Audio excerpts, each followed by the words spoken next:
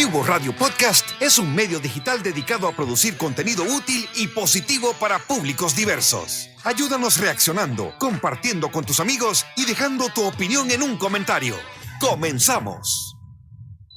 Así es, damos inicio al podcast de deportes de Cubo Radio. Es para nosotros un gusto llegar hasta su cuenta de Facebook, su cuenta de Spotify, su canal de YouTube o donde sea que nos esté viendo, en Instagram, en Twitter. Muchísimas gracias por estar ahí. Gracias a los que están también conectados a través del TikTok Live.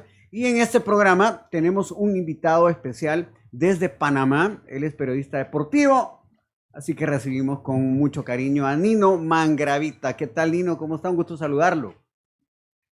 ¿Qué tal, Germán, Fernando? ¿Cómo están? Un placer, al contrario. El gusto es mío poder estar aquí acompañándolos, charlando un rato, ¿no? Del fútbol, de lo que pasa en El Salvador, de lo que pasa en Panamá, de lo que pasa en el mundo y bueno, sobre todo para conocer un poco más acerca de ese secreto que lo tenían muy bien guardado y que a todos nos sorprendió cuando anunciaron que Dóniga iba rumbo a El Salvador para hacerse cargo de la selecta. Así es, bueno, ese es como el tema principal que nos trae acá, porque si ustedes están sorprendidos, imagínense nosotros, ¿verdad? Así que también saludo a Fernando Flores, quien es encargado de toda de poner las noticias y poner el tema de adivinador oficial de este programa. Fernando, bienvenido, gracias. Buenas tardes a todos, buenas tardes, Nino, a todos también los que nos sintonizan en este momento por Facebook Live, por TikTok y los que nos ven posteriormente en redes sociales. Muy contento por tener a Nino en este programa y cumpliendo con aquel objetivo que nos hemos impuesto de que queremos tener invitados importantísimos en el mundo del deporte, ¿verdad? Así que Nino viene a engrosar esa lista que hemos tenido en casi ya 40 programas. Y bueno, contento de poder platicar. Yo con Nino pues tuve la suerte de conocerlo teniendo una birria todos los lunes, ¿verdad? Les aclaro a los salvadoreños que birria en Panamá es un mascón, ¿verdad? Así que ahí tuve la oportunidad de conocerlo. Juega muy bien fútbol, ¿verdad? Y tuvimos prácticamente año y medio de compartir eso y en las redes sociales hemos seguido intercambiando algunas ideas, ¿verdad? Yo lo sigo a él de muchos comentarios y desde mi opinión, yo que tuve la gran bendición de vivir en Panamá 5 años, te puedo decir que estamos ante, si no el mejor, uno de los 3 mejores periodistas deportivos de Panamá, ¿verdad? Con el perdón de otros muchachos ahí, ¿verdad? Remón y todo eso ahí, ¿verdad? Pero yo sí lo considero muy imparcial, muy acertado en sus comentarios y bueno, aquí listo para poderte hacer unas preguntas, Nino. Bueno, excelente, invitado de lujo, no hay mejor presentación que esta. Nino, ¿cuáles son las últimas noticias que en Panamá se supieron del director técnico que ahora vino a El Salvador y va a dirigir la selecta? O sea, ¿qué es lo último que se manejaba en el ambiente periodístico acerca de Dóniga? Bueno, Dóniga estuvo dirigiendo en el Clausura, el torneo que terminó en diciembre, estuvo dirigiendo aquí en Panamá en el Sporting San Miguelito. O sea, técnicamente fue el único equipo en Panamá que dirigió, el único club que dirigió en Panamá. Él fue asistente del señor Thomas Christiansen durante la etapa eliminatoria rumbo a Qatar. Después, por ahí de repente pudo haber alguna diferencia, da un paso al costado y se encarga en aquel momento de la selección que jugó el Maurice Reveló allá en Francia en el 2022. Causó una buena impresión, o sea, la selección quedó de quinta, creo, por ahí quinta o sexta, pero bueno, causó una impresión bastante grata. Y luego él se va. Ahí sí se nos desapareció, agarró rumbo a Ecuador. Y en Ecuador no le va bien, tampoco el equipo era el mejor. El equipo desciende en Ecuador, que es el 9 de octubre, y vuelve a Panamá. Cuando vuelve a Panamá, agarra el Sporting. El Sporting hace una campaña bastante aceptable, para no decir extraordinaria. Lo que pasa es que el Sporting es un equipo aquí en Panamá que tiene una directiva solvente, le arma un equipo bueno, ya venía eso, o sea, ya se venía. Lo que pasa es que el equipo del Sporting, por la cantidad de dinero que está invirtiendo, quieren los títulos. Entonces, por ahí antes estuvo Felipe Borowski, llegó a una final, la perdió, luego llegó a semifinales, sale Borowski de la ecuación, traen a Doniga, y Doniga lleva el equipo a otra semifinal. A mí sí me sorprendió muchísimo que no continuara, porque él, por ejemplo, cuando lo teníamos en los programas que tenemos aquí en Panamá, bueno, yo trabajo para Tigo Sport, desde que abre Tigo Sport en Panamá, en julio del 2022, yo paso a Tigo Sport. Yo antes estaba en otra televisora. Siempre que conversamos con él, por lo menos en el último semestre del año, él hablaba mucho de que él trabajaba, o el intento de él era trabajar a mediano, largo plazo. O sea, por eso es que nunca yo, por lo menos yo no me imaginaba que no iba a continuar. Parece que hubo alguna diferencia con la directiva del Sporting. Por ahí de repente le costaba mucho sacar los partidos, ganaba los partidos, sumaba, terminó segundo en su conferencia, que es la conferencia del Este. Aquí en Panamá tenemos dos conferencias, Oeste y el Este, quedó segundo. Luego se encuentra en semifinales con el CAI. Ya ustedes saben lo que ha hecho el CAI en los últimos años. El CAI es una maquinita que juega al fútbol, tricampeón, lleva 6 títulos en poco tiempo en nuestro fútbol. Y la verdad, repito, nunca me imaginé que no continuara. Entonces, lo último que supimos de Doniga era que dejaba el equipo. Esto fue en diciembre, a principios de diciembre, bueno, justo un par de días después que fueron eliminados. Supuestamente se iba para España, el español, a pasar vacaciones o de repente por ahí a hacer alguna que otra cosa. Y lo último que supimos de él fue eso. Hasta el día lunes, que nos enteramos, el día lunes, ayer más o menos, que nos enteramos de que había sido el indicado para llevar a la selección, o para tratar de llevar a la selección. Creo que ese es el norte, ¿no?, que tienen ustedes en El Salvador ahorita mismo, y creo que es oportuno para mí también preguntárselo a ustedes, es estar en la Copa Mundial del 2026. Creo que ese es lo que quiere el pueblo salvadoreño, y creo que es ahorita mismo lo que tiene en carpeta Doniga, ¿no? Porque por ahí de repente otros torneos no los va a poder disputar, y armar un equipo sólido para poder afrontar una eliminatoria que va a ser, yo sí pienso que va a ser muy difícil, muy complicada. Imagínate una guerra de centroamericanos contra 2 o 3 del Caribe. Eso va a ser, hombre, una bomba que va a empezar a estallar en un par de meses. Claro. Nino, este técnico dentro de Panamá robaba notas, robaba la madera en los periódicos, robaba comentarios. O sea, era un técnico que tenía eco entre ustedes los periodistas, o era un técnico que pasaba por ahí desapercibido, en medio de todas las noticias. ¿Cómo lo consideras tú? No, al contrario, cuando él estuvo trabajando con Thomas Christiansen, él era una persona que estaba muy involucrada en el desarrollo técnico-táctico de la selección. La verdad que sí, o sea, se apoyaban mutuamente. Christiansen lo trae, o sea, Christiansen llega primero y luego viene Doniga. O sea, él por ahí agarraba un perfil bajo, pero era un técnico que daba gusto poder conversar. Nunca te negaba una entrevista, tú te lo encontrabas, de repente lo invitabas al programa, siempre estaba ahí.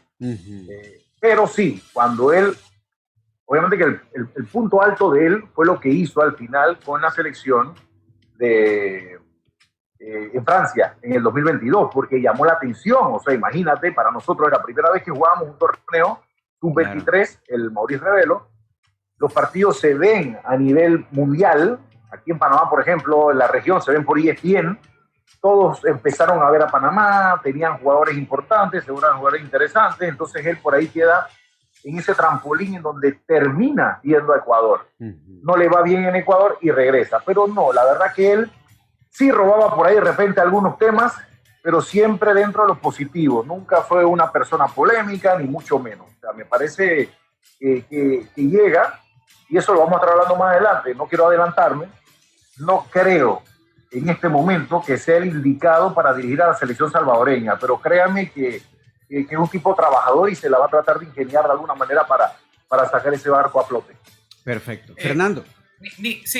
Nino, yo no sé cómo, ya mencionaste cómo lo ves o cuál es tu opinión de que si es o no el técnico de la selección. Pero ¿cómo ve Panamá y específicamente tu persona a lo que ha pasado en el fútbol salvadoreño en los últimos 12 meses? Te hago una descripción rapidita. Llevamos más de un año sin ganar a nivel de selección. Los 3 equipos de la Copa Centroamericana, todos perdieron, casi todos, solo un partido se ganó. Sacamos al técnico Hugo Pérez, se trae a este Rubén de la Barrera y se va en menos de 90 días. ¿Cómo ven eso ustedes a nosotros? Y además, tu percepción de que se ha traído para clasificar a la selección salvadoreña hacia el Mundial contrasta, ¿verdad? Que sería un objetivo claro de que los dirigentes dicen de que no es el objetivo ir al Mundial. Entonces, no sé, ¿cómo lo ves tú, todo esto que te acabo de describir?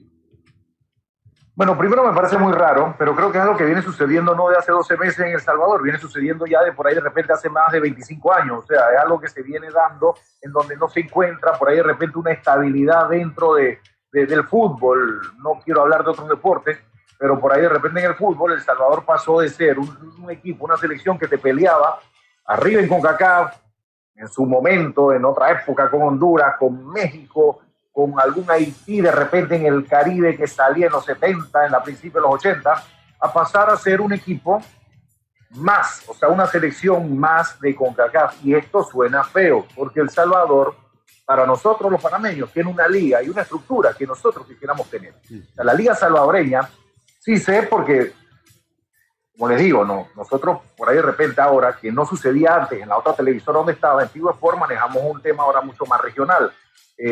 Compartimos un programa que se llama Nación Centroamérica, por ahí decir uno, en donde escucho de primera mano lo que colegas salvadoreños hablan de lo que está sucediendo. O sea, hay un tema que es muy delicado en El Salvador. Entonces, me pareció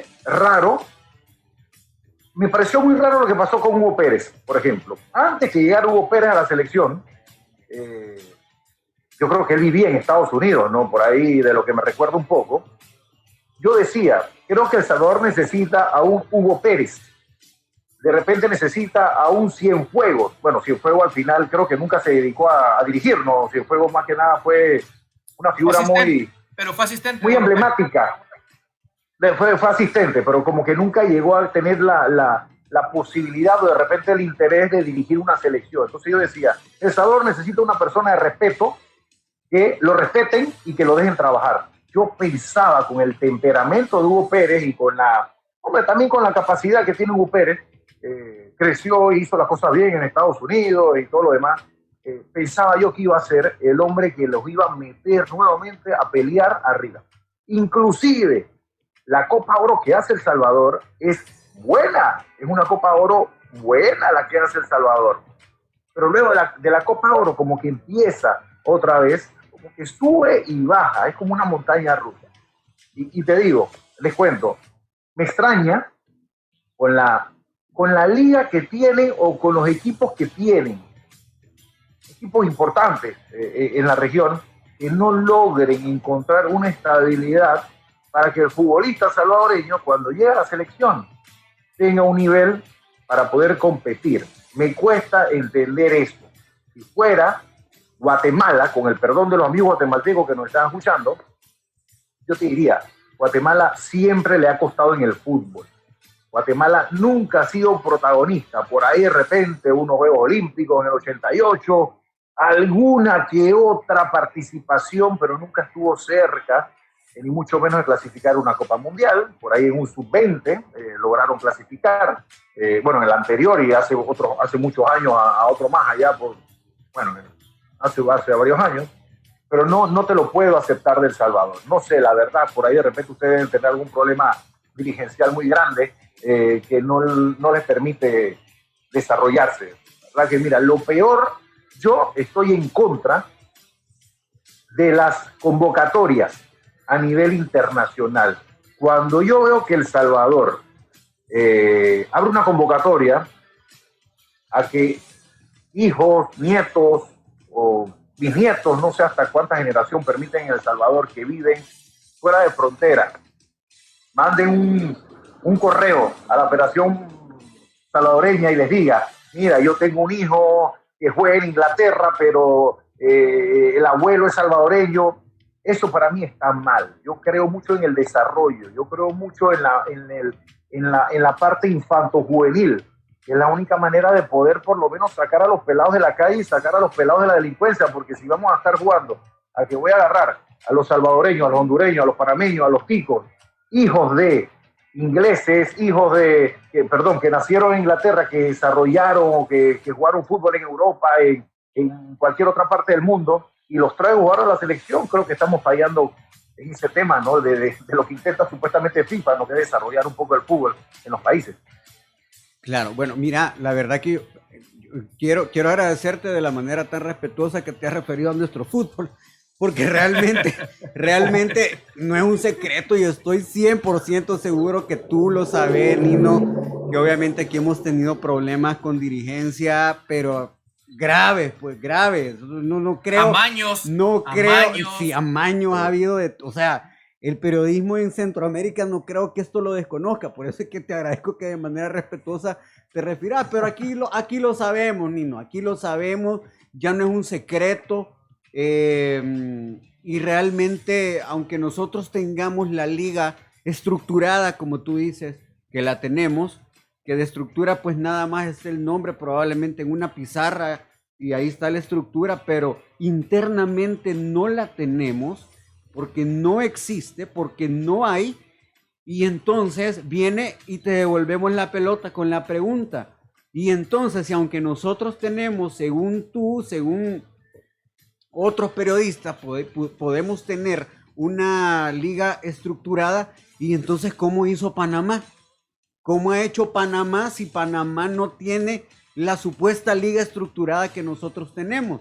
Porque ahora vemos a Panamá jugar y bueno, nos han sobrepasado años, después de estar viendo que a Panamá le pasábamos por encima, que El Salvador le tenía la medida a Panamá, pero eso ya dejó de ser, quedó como una leyenda, como que yo le voy a venir a contar a mis hijos algo que pasó. Entonces, ¿qué hizo Panamá?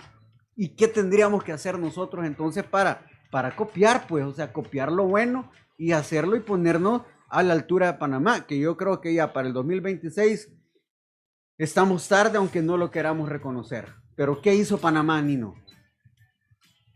Panamá trabajó en la infraestructura, en el tema del desarrollo. O sea, mira cuántos torneos hemos participado desde este siglo, justamente, en campeonatos sub-20, torneos sub-17. O sea, estamos en los mundiales, vamos a la Copa del Mundo. Ganarla es muy difícil, pero vamos. Entonces, por ahí creo que se aplica mucho el tema ese de que se ha intentado llevar un poco más el tema al desarrollo. O sea, vamos a meterle a la categoría.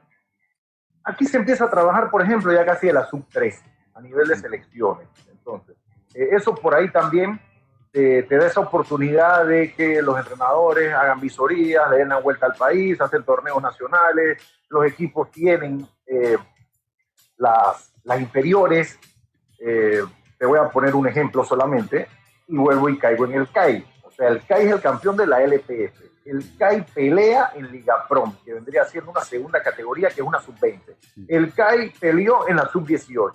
En la sub-16 fue campeón en la liga territorial, en la liga donde estuvo jugando. En la sub-14 también la ganó. En la sub-12 no la ganó, pero empató en la semifinal y perdió en penales. En la sub-8, que son los más chiquitos, que apenas están corriendo atrás de la pelota, ya empiezan a ser protagonistas. Entonces, ¿qué empiezan a hacer ellos? A crear una estructura y un seguimiento de manera y estilo de juego, cosa que el técnico, Franklin Narváez, que lleva 3 títulos seguidos en nuestro fútbol, actual campeón con el CAI, agarra a un pelado, a un muchacho de la, no te voy a decir del equipo de la sub-20, pero te agarra un pelado de la sub-16 y lo pone a jugar en el equipo grande.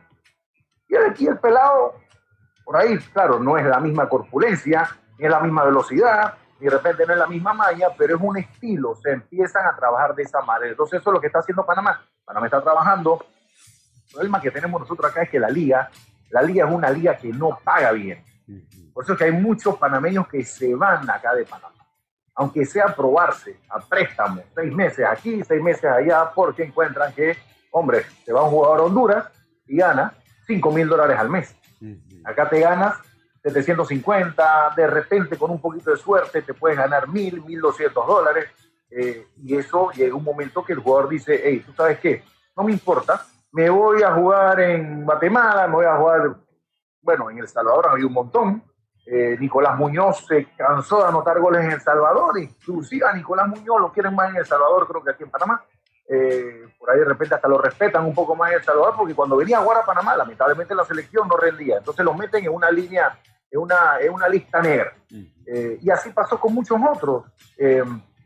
Bueno, Percy Baltío lo respetan mucho en la región también. Hablar de muchos jugadores. Poyatos en los años 80 estuvo por El Salvador, el Tátara, Mendieta, el Tátara Guevara, un montón. Entonces ahí tú te pones a ver de que siempre el jugador panameño, Cacarita Tapia hizo su fútbol en El Salvador, claro que sí, allá en Alianza, y estuvo en la cúspide, en un momento muy bueno, ¿no? Yo sí pienso y te pudiera decir que es el trabajo que se está haciendo a nivel infanto-juvenil. Creo que de ahí parte todo. Y al final creo que el jugador panameño ya se está dando cuenta de que con el fútbol se puede vivir bien, que con el fútbol puedes salir adelante y que con el fútbol, hombre, puedes cambiar la vida de manera total y radical de un día para otro. Claro, fíjate que perdón, Fernando, dijo sub 8. Cuando dijo sub 8, yo no sabía si ponerme a llorar, darme pena, parar esta transmisión o qué hacer, porque aquí en El Salvador, sub 8, ¿a dónde, Fernando? Voy. ¿A dónde? Sub 12, va. Te la voy a elevar un poquito. ¿A dónde? ¿Qué club? Decime, no, si nosotros ¿qué club? comenzamos en reserva. Y entonces, ya un jugador en reserva de 22 años, ya, ¿para qué? Entonces, va.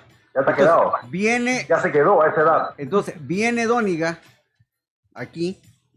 Obviamente, pues, hay una pretensión económica, sin lugar a duda, pues el trabajo del hombre viene para acá. Y lamentablemente llegó un programa, se lo dije a uno de nuestros colegas, bueno, no colegas, porque nosotros con Fernando no somos periodistas, pero a un periodista salvadoreño, Carlos Vides, yo le dije, mira, ya hemos leído el libreto cuando los técnicos no duran más de 3-4 meses. Y me dijo, Carlos, ¿te estás insinuando que no va a durar? No insinúo nada. Te estoy diciendo que ya lo hemos leído, que no nos va a sorprender. Y ahí está, de la Barrera se fue. Entonces, ¿qué pudiera pasar con Dóniga? Porque viene de Panamá, donde está viendo que hay desde sub 8, sub 12, sub 15, sub 17, etcétera. Y se va a venir a topar aquí con que eso no existe. Y entonces, ¿de dónde va a agarrar? ¿De dónde va a agarrar mano? Por muy creativo que sea. Entonces, ese es como nuestras preguntas, pues. Y no solo eso. O sea, él va a venir, por ejemplo, eso que Nino acaba de mencionar, ¿verdad? Lo que preguntaría también fuera. Y esa decisión de irse hacia un fútbol extranjero, ya que no pagan muy bien en Panamá, es del dirigente quien tuvo como objetivo, ok, hagamos jugadores, los vendemos por lo poco que sea, lo vendemos, o el propio jugador cuando ya tiene su propia carta decide irse. ¿Verdad? ¿Por qué te menciono eso? Porque ese es un mal que tenemos acá. Puedes tener buenos jugadores, y no solo en fútbol, en otros deportes, pero llegan salen del colegio o se pasan ya y no hay un profesionalismo. Eso. Luego viene la parte de la inversión de la empresa privada. Mira, yo logré ver aquella transición, Nino, entre que fue lo que llevó a los grandes jugadores a los que tienen ahora, de arreglar las canchas que tenían en Panamá, ¿verdad? Pasó por ahí, pienso yo también, ¿verdad? Y luego, con esa cantidad de jugadores que empiezan a salir, no solo al fútbol hondureño, o sea, yo entiendo que también hay en Nicaragua, que mira Nicaragua las lecciones que nos está dando. En Costa Rica tienen jugadores de los dos equipos más grandes de Centroamérica. Colombia, Europa. Entonces, estamos en una cosa nosotros de verdad que es una lágrima, ¿verdad? Y tratando de ver qué podemos salir, ¿verdad? Porque no vemos una salida, Mira, la base de nuestra selección cuando cuando se hace una convocatoria, por ejemplo, la selección es prácticamente un 98% jugadores legionarios. Por ahí de repente llaman a uno porque se lesionó el tercer portero, entonces llaman a, no sé, a alguien por acá para que vaya y esté como tercer arquero. O de repente se lesionó a alguien y llaman a uno que estuvo en proceso y ahora está en Panamá porque, bueno, no le salió algo afuera, ¿no? Pero la selección nuestra se maneja de esa manera, pues. Christiansen, no, y también con Bolillo y por ahí de repente con Cheche no tanto. Estoy tomando a los tres que nos llevaron, bueno, en la época de Julio Deli Valdés, también habían muchos legionarios, pero ahora estamos hablando de que tranquilamente la selección de los 24 o 25 convocados, por lo menos 24 de los 25 son, o cuidado, todos son extranjeros, no juegan en el fútbol extranjero. Entonces eso también te lleva a que vienen con otra mentalidad, vienen con otra madurez, vienen con otra forma de trabajar, que es un poquito más fácil para que ellos puedan acatar un poco lo que el técnico pide, y de repente el técnico, si necesita hacer algunos cambios, los jugadores también lo pueden asumir, ¿no? Eso también tiene mucho que ver. Antes la selección, estoy hablando hace muchos años, la selección de Panamá, el grueso de los jugadores era del plano local. Entonces sí se veía una diferencia. Posiblemente es lo que están atravesando muchos equipos. No voy a decir solamente El Salvador, pero es lo que atraviesan, por ejemplo, muchos equipos como Nicaragua, Guatemala, por ahí de repente ahora Honduras también, que tienen el grueso. Eso nos lo decía bastante, nos lo decía, se me escapa el nombre ahorita, lo tengo en la punta de la lengua, el técnico que llevó a Costa Rica a los cuartos finales en el colombiano, Pinto. Nos lo decía Pinto justamente cuando él estaba dirigiendo Honduras rumbo a la Copa Mundial de Rusia. Él nos lo decía cuando venía a Panamá, que lo teníamos en los programas, nos decía: mi ventaja es que puedo trabajar con un 70% de la selección hondureña en microciclo, todas las semanas, o bueno, por tantas semanas consecutivas. Acá no lo puede hacer Christiansen. Acá si Christiansen agarra y hace un microciclo, desbarata a los clubes de la LPF y al final no los utiliza. Entonces por ahí es que no se hace tanto, no es tan fácil. Claro. Nino, ¿quién lleva a Christiansen? ¿Hay una estructura con gerente deportivo? ¿Existe eso? ¿Quién lo lleva? ¿Qué nacionalidad es el gerente deportivo? Te pregunto eso porque acá estamos en una comisión regularizadora, donde todos son abogados y se apoyan en un gerente deportivo que es un portugués, y es quien hace la decisión de traer, primero de quitar a Hugo Pérez, después traer a Rubén, y ahora traer ¿cómo se llama? A David. Entonces, ¿qué nacionalidades y quién lleva a Christiansen? ¿Y tú estás de acuerdo en que sea un extranjero que maneje y que conozca, que en teoría debería de conocer el ambiente, y si no, pues hacer un diagnóstico? ¿Qué opinión tienes al respecto? Bueno, cuando Christiansen llega a Panamá, la verdad que nos sorprendió a todos porque nadie lo tenía en el radar. Inclusive, yo que consumo mucho fútbol, no me recordaba de Christiansen ni siquiera como jugador. La verdad que no me lo recordaba como jugador, que creció en la Masía, que jugó en el Barcelona, que jugó en el Dortmund. No me recordaba de él, en verdad. No estaba en el famoso top of mind de que, hombre, te pueden hablar de futbolistas en los 80, en los 90 y de una vez se te vienen a la mente. Bueno, él no. Nosotros andamos en esa transición en donde después de Bolillo, siempre pienso mucho en Cheche porque Cheche para mí fue un punto de partida bastante interesante acá. No hubo un cambio radical cuando llegó Cheche Hernández a Panamá. Luego vino Julio César Delival, luego vino Guimaraes, que perdimos con El Salvador, se recuerdan, en esa eliminatoria, como no en el Cucatlán 3-1. Luego vino Julio César de Valdés, después de Julio César de Valdés vino Bolillo, después de Bolillo vino el Tolo Gallego. Entonces, al Tolo Gallego lo recomendaron. El Tolo Gallego tenía como, no sé si 10 años que no dirigía.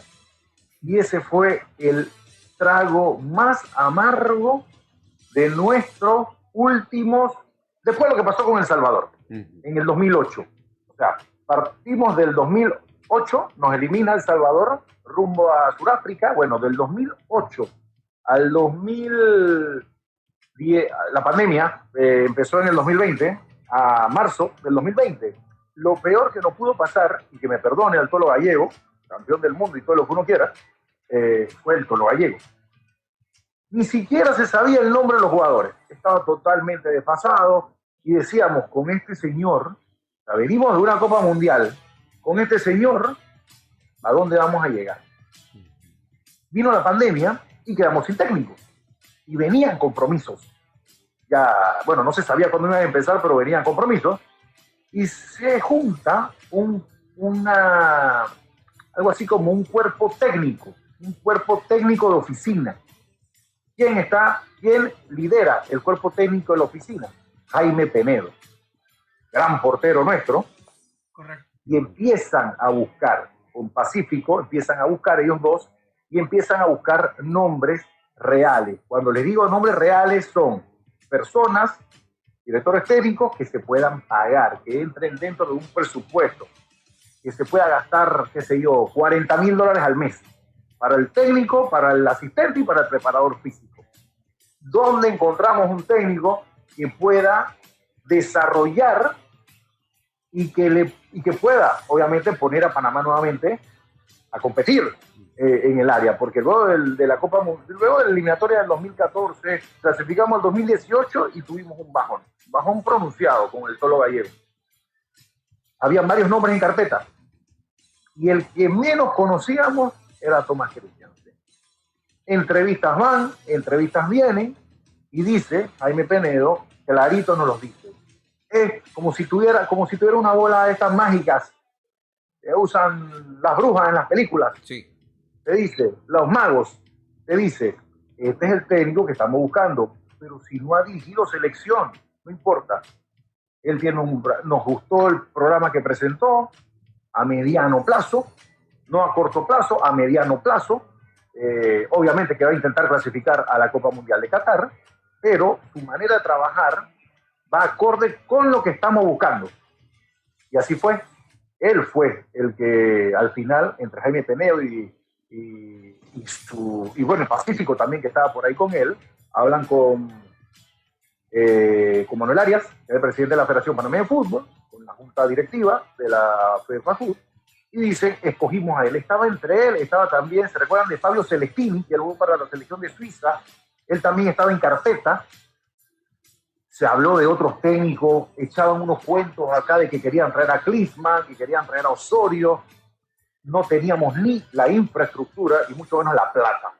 Aquí habían disputas entre colegas. Sentábamos en un programa y me decía, no, que Klinsmann es el indicado. No tenemos dónde ni siquiera hacer gimnasia. Va a venir un tipo que viene del primer mundo futbolístico, Alemania, pasa por Estados Unidos, que de repente no es la gran potencia, pero como por arte de magia te hacen una cancha y te hacen un centro de alto rendimiento, y aquí no tenemos ni dónde jugar. Y así fue como se acerca Thomas Christiansen, con un perfil muy bajo, con más dudas que cualquier otro técnico que habíamos tenido antes, y poco a poco fue trabajando. Y lo que sí te puedo decir es que creo que al final no lo valoramos en el momento, pero la eliminación rumbo a Qatar creo que fue un antes y un después en el trabajo de Christiansen. Creo que, hombre, él lo asimiló muy bien, y los jugadores también, porque son los mismos jugadores prácticamente que están en ese eliminatorio, los que están ahora jugando, y ves que va a dar otro trote en la cancha. Son distintos. No, y es, Claro. Es un deleite verlo Sí, jugar. no, y mira, yo veo. sí, no, perdón, que hay una gran diferencia acá, porque Penedo es panameño. Exacto, es lo que te iba a decir. O sea, Penedo es panameño y eligió a Christiansen. Y espérate, Indistintamente por las razones que lo haya hecho, pues nosotros no conocemos el plan. No sé si ustedes como periodistas panameños lo conocen, no lo sé. No, pero a nosotros estamos dejando que escojan lo de nosotros un extranjero, que lo han puesto unos abogados. O sea, es que desde ahí la ecuación como que no, o sea, no cuaja. Yo, mira, yo lo que veo, ¿verdad? Y no quiero decir que son situaciones similares, porque Panamá tenía materia prima importante en ese periodo que acaba de decir Nino, ¿no?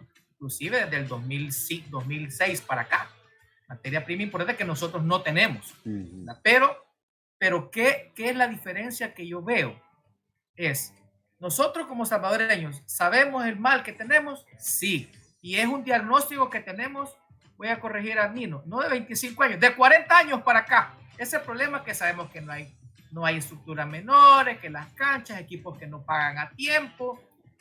Ahora se ha vuelto liga de comunicados. Imagínate un comunicado del campeón, no actual, sino que de la temporada pasada, sacando un comunicado para sus jugadores, que aquellos que no estén comprometidos que pongan la renuncia. ¿Qué tal eso? O sea, eso es lo que estamos viendo en el fútbol salvadoreño.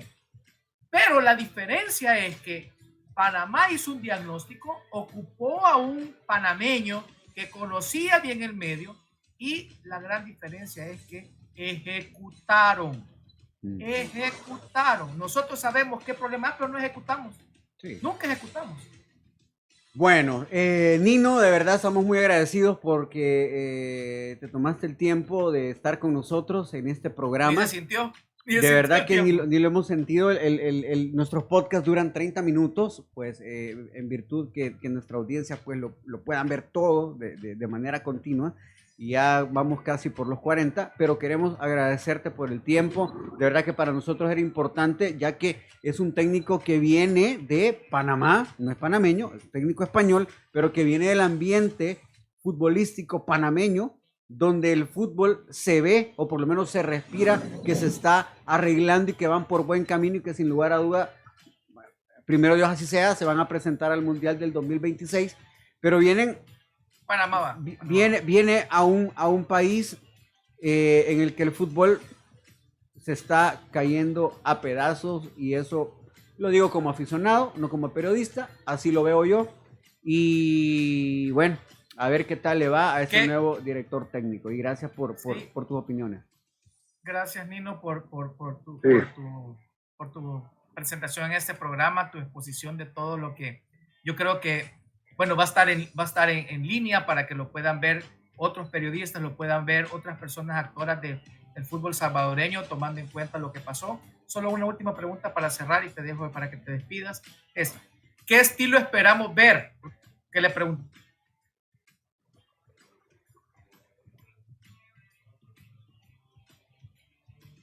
Bueno, estamos en vivo a través de la señal de Cubo Radio Podcast y estamos muy contentos de podernos conectar con Nino Mangravita hasta Panamá. Bueno, hemos tenido un problema de señal, por lo tanto nos despedimos acá. Queremos agradecerle su participación y nos escuchamos en el próximo programa de Los Aficionados Podcast. Si llegaste al final de este podcast, queremos agradecerte y darte la bienvenida a la comunidad de Cubo Fan Club. Síguenos en todas nuestras redes y comparte nuestro contenido. Esta fue una producción original de Cubo Radio Podcast.